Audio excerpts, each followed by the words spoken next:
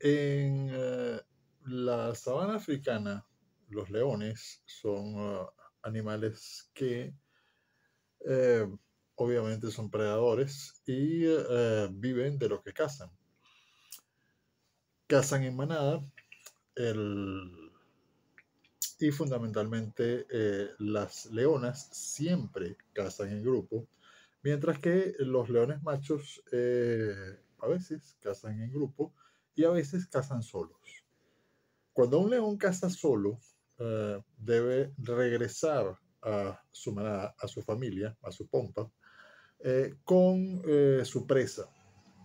Y un animal de la sabana africana que son las hienas, que son fundamentalmente animales carroñeros más que cazadores.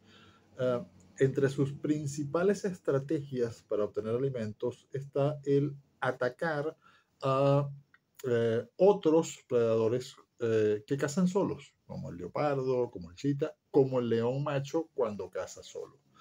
Por eso es que vemos en documentales y vemos en filmaciones épicas batallas entre manadas de hienas desesperadas tratando de atacar a un león macho solo para robarle su presa.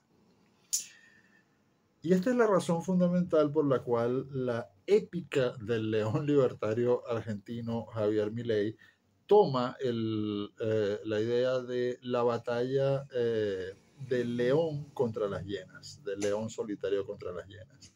Porque lo que siempre hemos dicho los libertarios es que el Estado, como ya había dicho San Agustín, eh, despojado de justicia no es otra cosa que una banda de ladrones. A fin de cuentas, eh, una banda de ladrones no se diferencia en nada del Estado, excepto en que la banda de ladrones es más pequeña y no está dotada de la legitimidad de la que parece estar dotado un Estado.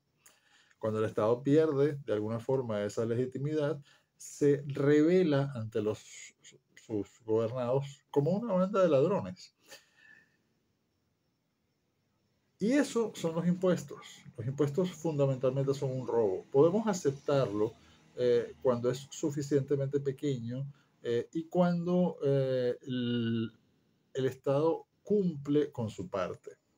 Es decir, eh, cuando el Estado se ocupa de acabar con todas las demás bandas de ladrones, cuando se ocupa de proveer seguridad interior y exterior, cuando se ocupa de dar un marco a un sistema de solución de conflictos, que es el sistema de justicia, y cuando limita sus robos a montos que nos parecen razonables, que nos parecen aceptables a cambio de los servicios compulsivos, monopolistas y obligatorios que nos presta, pero bueno, al menos en algún sentido útiles, se podría resolver de otras formas, pero están ahí.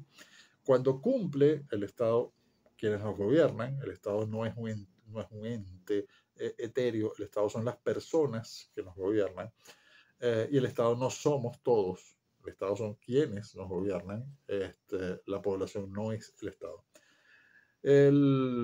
Pues cuando cumplen con su parte, podemos, de forma razonable, podemos aceptar como legítimo al gobierno. Y podemos aceptar como legítimos los impuestos que les pagamos. Pero tienen que suceder varias cosas. Tiene que suceder que, en primer lugar, estemos dispuestos a aceptarlo. En segundo lugar, que no simplemente paguemos porque nos obligan, sino que estemos dispuestos a aceptarlo. En segundo lugar, tiene que suceder que se empleen los recursos para lo que consideramos que es legítimo que se empleen los recursos. Para lo que la inmensa mayoría, por no decir la absoluta totalidad, pero en una democracia la mayoría de la población o el consenso general de la cultura de la población considera que es legítimo que se empleen los recursos que se le extraen a las personas por medio de impuestos, que por alguna razón no se llaman voluntarios. Bien, Así que si el Estado cumple con su parte y además el dinero que se extrae por la fuerza de las personas se emplea en aquello que las personas consideran que es apropiado, que es adecuado que lo emplee el Estado, porque para eso se los quitó, eh, hay paz.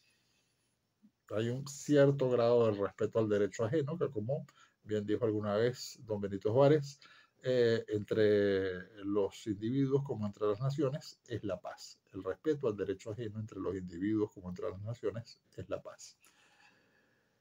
Esto se rompe de varias formas. Se rompe cuando el Estado, los gobernantes, comienzan a no cumplir con su parte, cuando no proveen aquellos servicios que las personas esperaban tener como una garantía del Estado y por el cual estaban dispuestos a aceptar que se les quitara parte de sus bien ganados recursos, parte del producto de su trabajo, de su esfuerzo, de sus inversiones,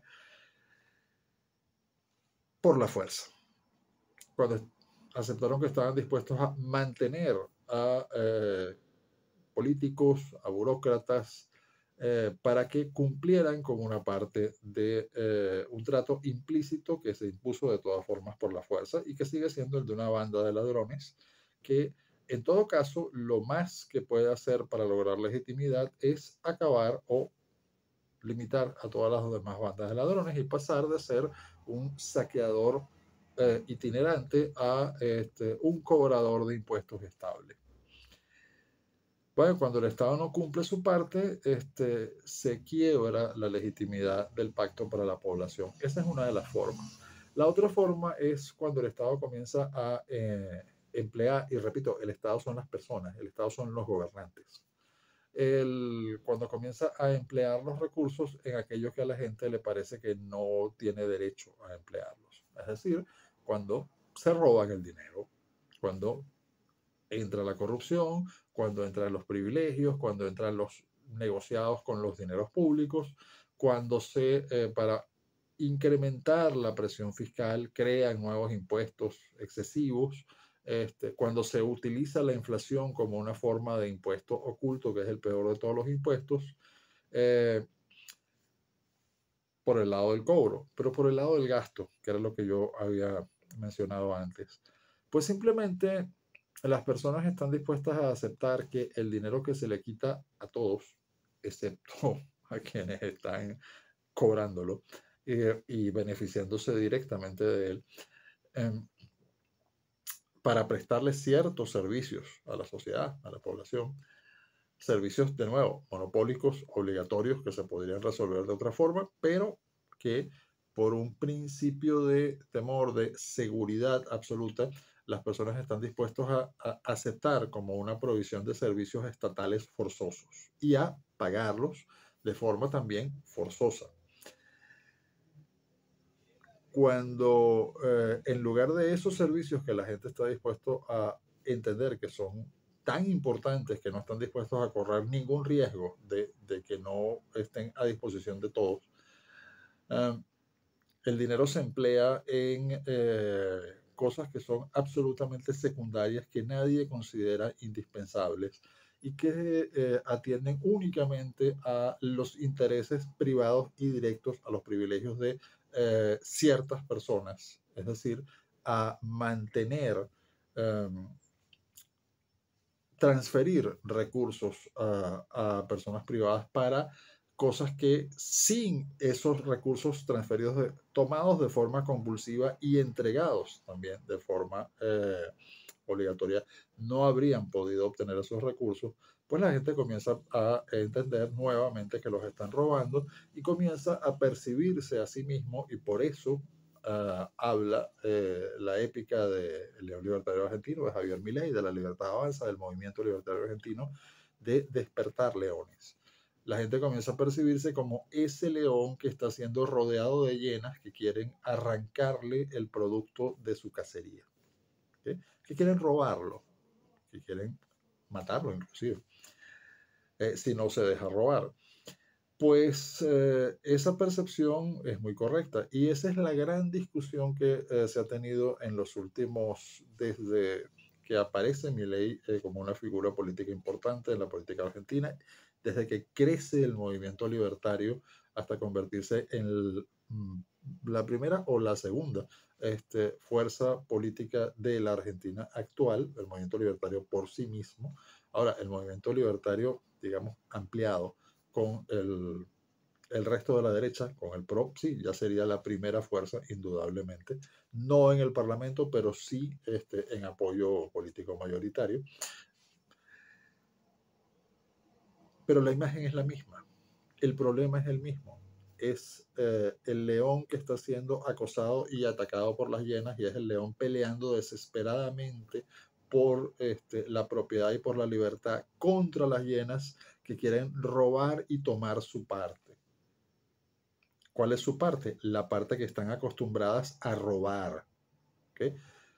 Cada uno que se beneficia de tomar dinero de los impuestos, no importa si es un pequeño subsidio o un gran negocio, no importa si son cargos públicos absolutamente innecesarios, no importa si son gastos presentados como muy nobles en la cultura, no importa si es el recital del Ale Expósito o es la beca de un artista para irse a estudiar 4 años en Francia.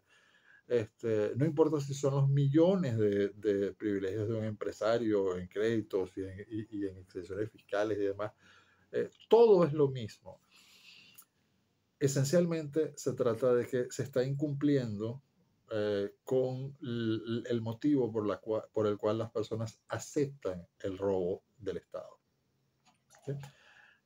Y cuando eso se comienza a incumplir, se pierde completamente la legitimidad y con ello comienza a hacerse cada vez menos viable el sostenimiento de una democracia. Por eso es tan importante que el león derrote a las hienas, porque la verdadera amenaza para la prosperidad de todos y la libertad de todos los argentinos, para el futuro de la Argentina y probablemente de todo el continente, pero fundamentalmente para tener paz y prosperidad y estabilidad y desarrollo económico y social, se requiere que el Estado cumpla con sus funciones básicas que en prácticamente ningún lugar de Hispanoamérica y en particular en Argentina no está cumpliendo, no hay seguridad. Se requiere que no los recursos que se le quitan a la gente por la fuerza no terminen en los bolsillos de un montón de sinvergüenzas grandes y pequeños, que es a los que Milei llama la casta, con mucha razón, porque es lo que son. Se requiere que se empleen los recursos del Estado, que se cobren impuestos, mucho menos impuestos y mucho más razonables y mucho más simples de pagar. Se requiere que no se aplaste a la actividad privada con regulaciones.